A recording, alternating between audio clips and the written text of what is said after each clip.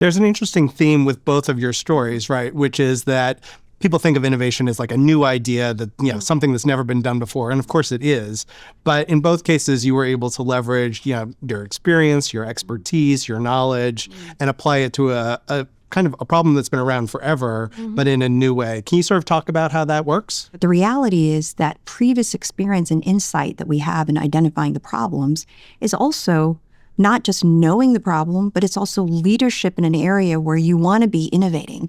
And if we decided to step off and we didn't build off of our previous knowledge of experience either in finance or in the care industry, then it's hard to kind of innovate from that thing that we're trying to disrupt ourselves. So in some sense, disrupting ourselves from previous, right, requires letting go of the ego, being the learner, and then you've got to let that ego go and say, I'm ready for this next challenge, I'm open, but I can still stay really confident in my skills and my knowledge.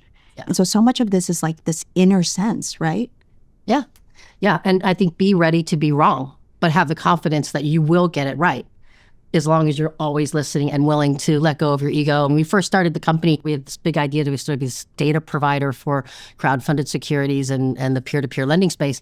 And we had all these partnerships with great companies to take our data, but nobody would pay us. We can, and so that is a hobby, right? That's not a business. If you've got partnerships with the best companies out there, but they're not going to actually give you any money. It's hard to make your number if nobody's paying you. Exactly. So I went to my co-founder and I said, how do we take this, evolve it, and figure out a place, a space where we can actually get paid?